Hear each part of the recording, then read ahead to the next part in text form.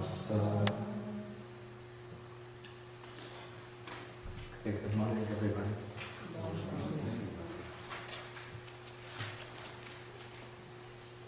Okay, today we will be taking Sutta number 7 in the Majjhima Nikaya. This is called the Vattukkama Sutta, the Discourse on the Simile of the Cloth. Okay, this sutta is particularly important because of its mention of what are called the 16 upakkilesa, or 16 mental defilements. Okay, this sutta begins with the Buddha drawing a simile. He says, okay, we're in paragraph 2, suppose a cloth were defiled and stained, and a dyer dipped it in some dye. Could be either blue, yellow, red, or carmine. Then the cloth would look poorly dyed, and it would take the color badly, so it would come out impure.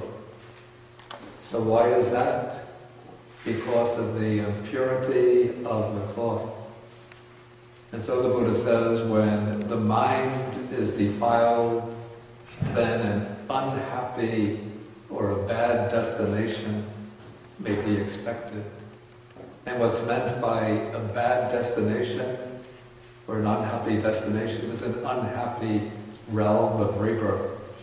That is the rebirth in one of the 3 lower realms of existence, in either the hell realms, the animal realm, or the realm of the unhappy spirits.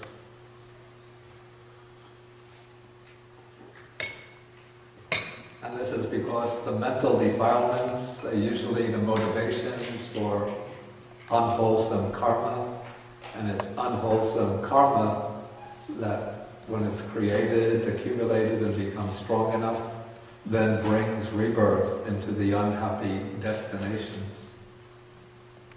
Okay, then on the counterpart to this, suppose a cloth were pure and bright, and the dyer dipped it in some dye, some kind of dye, again blue, yellow, red, or carmine.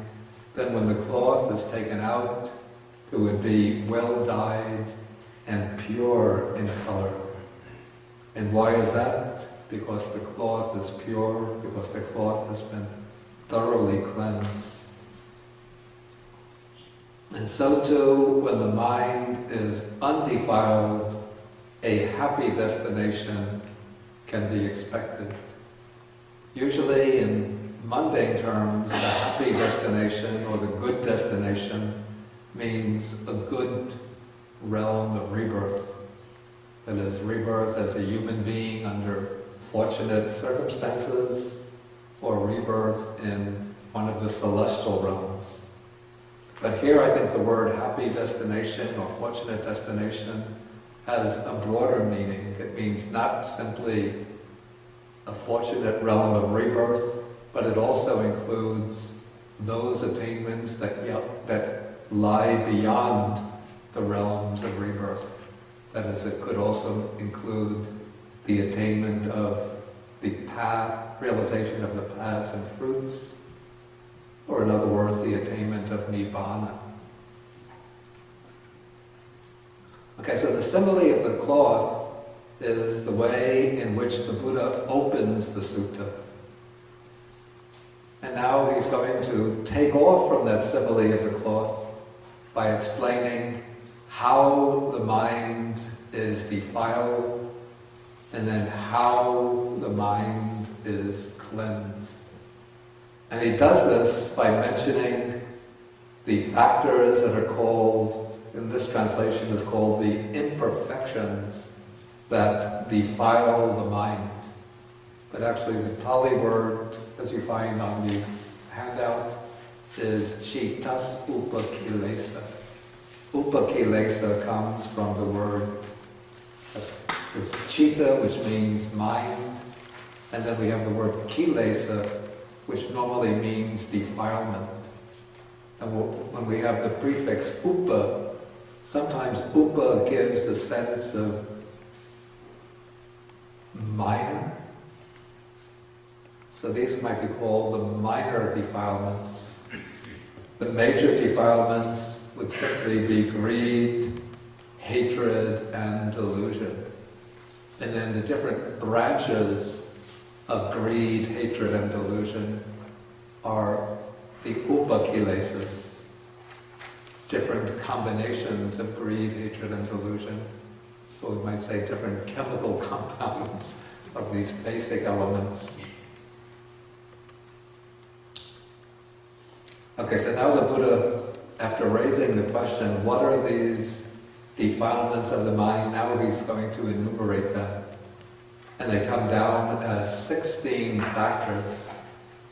The first is given as covetousness and unrighteous greed. Here what's the word is translated as covetousness. If you look in the table, we have abhijjha, and then that's coupled with visamalobha. And some of the terms that are come in this list of 16 factors are a little bit obscure in the Pali. It's difficult to determine just from the sutta itself what exactly is meant by these terms. Perhaps they would have been, the words would have been known, easily understood amongst the Buddha's contemporaries, just as we can understand words like resentment, obstinacy, insolence, and so on. But over time, it seemed within the Buddhist community, as Buddhism spread to other countries, the exact meaning of these words became obscured. And so some of the commentarial texts attempt to give more precise definitions of these words. And so to understand them, I took selections from two other texts. One is called the Vibhanga.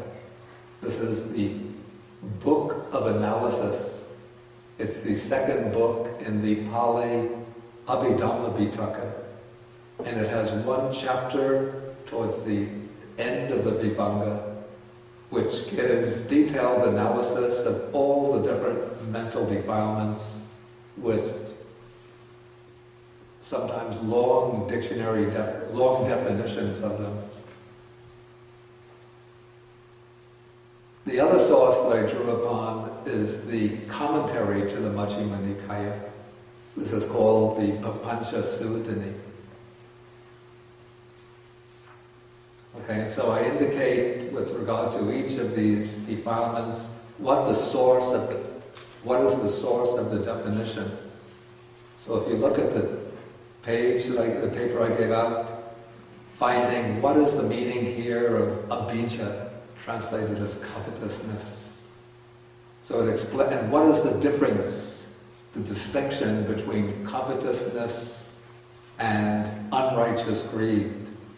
They are joined together to form a compound, but there seems to be a subtle distinction in the exact meaning of these two terms. Okay, and so the Papancha Sutta says, covetousness is desire for attachment to one's own belongings.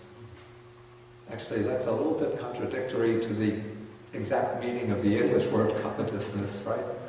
Which normally means desiring the possessions of others.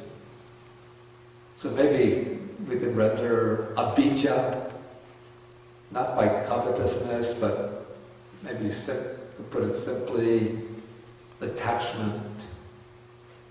Okay, and then unrighteous greed is desire for and attachment to the belongings of others. Okay, so that's one way of drawing the distinction. But the commentary draws from, there must have been a number of ancient commentators who gave their own opinions. And so we have several ways of drawing the distinction. Another text says covetousness is attachment to an object that is suitable and has been obtained. In other words, there's an object that one is permitted to obtain. It's legal, one is perfectly entitled to it. But if one has intense attachment to it, then that is what is called abhijjha. For example, I have this recorder. It was given to me as a gift, so legally it's mine. But if I come into my room and I find it's not in the place where I put it, and I see that the window has been broken open, and I see mud steps on the carpet, indicating that a thief has come and stolen it while I was gone, as though it were the most precious thing that he could take. Then I become angry and upset because I had attachment to what legally and properly belonged to me.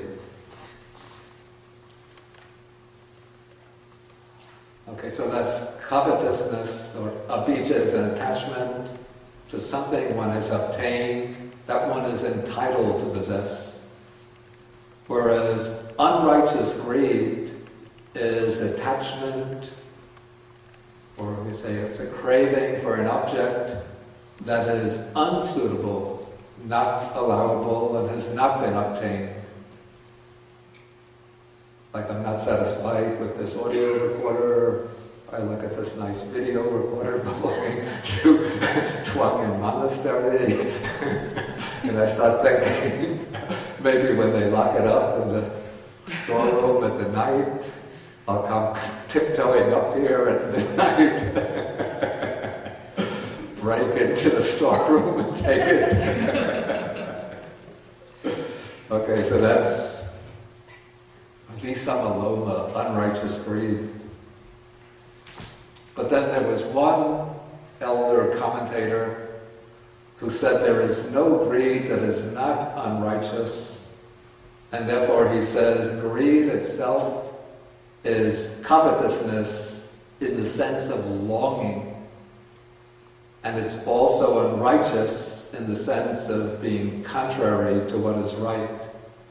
And so in the opinion of this elder, covetousness and unrighteous greed are actually the same thing, it's just the terms that are different. I'm not sure if I would agree with that. It seems to me that there's some distinction intended. And also I think it's important here that the text uses the expression visamalobha, which means unrighteous greed. So it seems abhijjha is just greed in general, maybe intense or strong greed. And then visamalobha is unrighteous or greed that's illicit or illegal. Greed directed to an object to which one is not entitled. Okay, so you could see anyway that there was no, even in ancient times, there was no unanimity of opinion about the exact meaning of these terms.